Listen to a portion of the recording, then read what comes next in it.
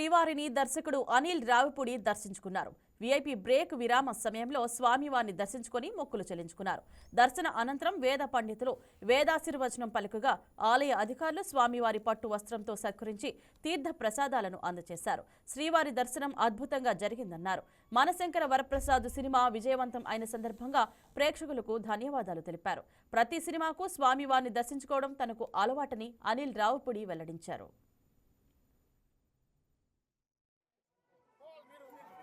అదే లేదు నాన్న వస్తే సార్ వెళ్ళిపోతాం.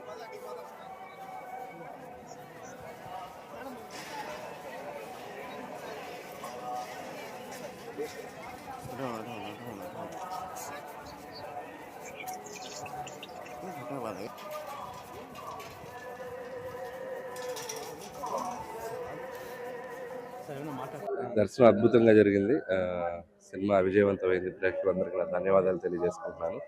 అలాగే ప్రతి సినిమాకి స్వామివారి దర్శనం చేసుకోవటం నాకు అలవాటు. సో అద్భుతంగా జరిగింది దర్శనం. Thank you.